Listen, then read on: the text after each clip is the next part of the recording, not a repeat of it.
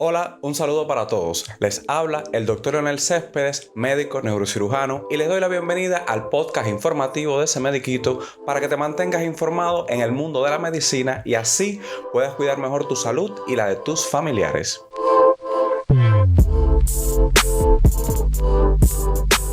Hoy es lunes 15 de julio del 2024 y le doy inicio a esta semana informativa con las noticias más importantes en el mundo de la salud. Trinidad y Tobago registró más de 200 casos de dengue y 2 fallecidos por esta enfermedad desde principio del año hasta hoy. Informaron así las autoridades al exhortar a los ciudadanos a buscar atención médica ante síntomas del virus. De acuerdo con la agencia regional de noticias Caribbean Media Corporation, el director técnico de epidemiología del Ministerio de Salud Pública, el funcionario instó en conferencia de prensa a estar atentos a los signos de alerta y acudir a un especialista cuando no se sienta bien. La infección puede transcurrir sin síntomas o puede evidenciarse como fiebre moderada o alta e incapacitante, dolores de cabeza y musculares, así como erupción cutánea. Por su parte, el titular de salud llamó a las personas a centrarse en la reducción de las fuentes de reproducción del mosquito Aedes aegypti, transmisor del padecimiento, en sus hogares y alrededor,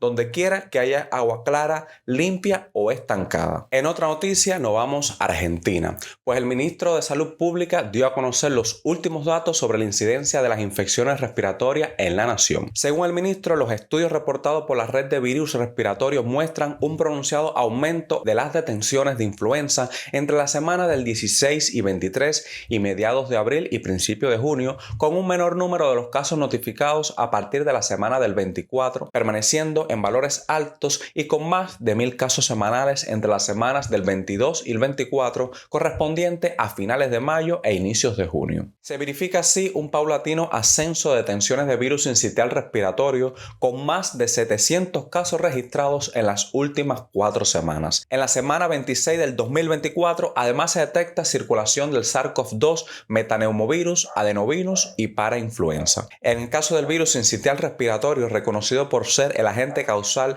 de infecciones respiratorias agudas en lactantes y niños pequeños, es la principal causa de infección de las vías respiratorias bajas o inferiores, como la bronquiolitis y la neumonía viral. En Argentina hay varias terapéuticas para enfrentarlo a lo largo de la vida. Cabe recordar que la transmisión del virus ocurre a través de las secreciones respiratorias gotícas que se dispersan cuando las personas infectadas tosen, estornudan, así como por contacto directo. Cada año, durante los meses de otoño e invierno, se observa un aumento de la circulación del virus sincitial respiratorio, lo que genera un incremento en las consultas pediátricas ambulatorias y en las internacionales, especialmente en niños y niñas menores de 1 año. Como la mayoría de los virus respiratorios, el virus sincitial puede causar daño en todas las etapas de la vida. Por eso es importante contar con vacunas para prevenir los cuadros severos. Las sustancias radiactivas inyectadas en el cuerpo podrían proporcionar una mayor forma de tratar el glioblastoma, la forma más maligna de cáncer cerebral, según una revisión reciente. El tratamiento contra el cáncer, llamado terapia alfa dirigido, TAT por sus siglas en inglés,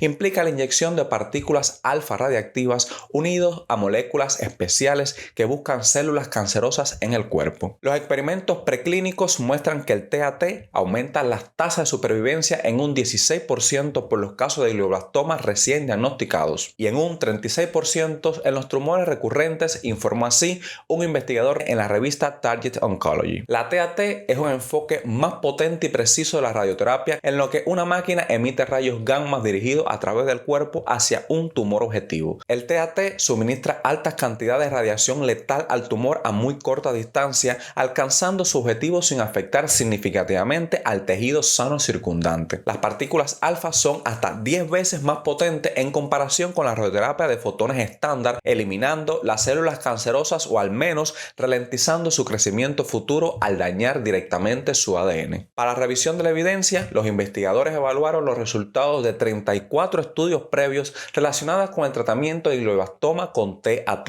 Estos incluyeron estudios de laboratorio laboratorio con cultivos celulares y ratones, así como un pequeño número de ensayos clínicos en humanos. Los glioblastomas son difíciles de tratar porque crecen rápidamente, invaden el tejido cerebral circundante, lo que dificulta la administración de dosis correcta de radiación necesaria para matar el tumor. Como parte del estudio, los investigadores están desarrollando un modelo computacional para calcular cómo el TAT puede administrarse de manera más efectiva al cerebro después de la cirugía, así como una combinación entre radioterapia y quimioterapia convencionales. Y hasta aquí el podcast de hoy. Recuerda compartir toda esta información para que llegue a más personas y así podamos mejor cuidar nuestra salud y la de nuestros familiares. Gracias por estar aquí y nos vemos mañana en un nuevo episodio.